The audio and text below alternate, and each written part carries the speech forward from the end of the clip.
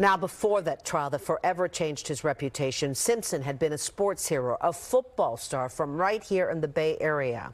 The news of his death today bringing out lots of mixed emotions here. NBC Bay Area Sergio Quintana spoke with those who knew him before he was both famous and infamous.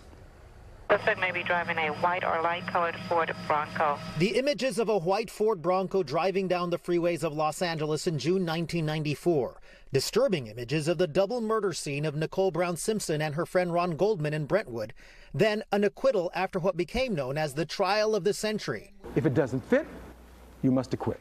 They left an enduring image on an entire generation. Work stopped. People stopped everything to see what happened with this trial. And it's really difficult in a 2024 context to explain to people just how big of a deal this was 30 years ago. But before OJ Simpson became infamous, he was a world-famous athlete. People who knew him when he was growing up in San Francisco's Potrero Hill remember him as a breakout star. We are very proud of what OJ accomplished as a kid out of San Francisco, out of Potrero Hill. Simpson family friend Timothy Allen Simon remembered OJ as a multi-talented athlete, first at Galileo High School, then later at San Francisco City College. I remember one day my mother called me and said, son, you need to get on Muni and come over and see, because OJ is playing basketball here.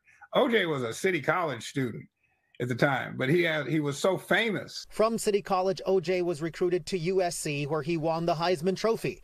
As a Buffalo Bill, he was a star running back and NFL MVP. Simpson returned to his hometown to round out his NFL career with the San Francisco 49ers, and he became one of the first pro athletes to move into media, becoming a sports analyst, a paid spokesman, and starring in A-list movies. Nobody does it better than her. OJ was a, really popular, well-known, well-liked figure for a lot of Americans prior to the murder trial. And I think that's, why the murder trial caught people so off guard. After Simpson's acquittal in criminal court, he was found liable for the murders in civil court, forcing him to turn over most of his future earnings to the victim's family.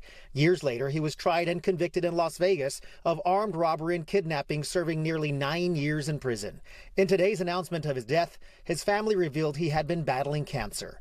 Orenthal James Simpson was 76. Sergio Quintana, NBC Bay Area News.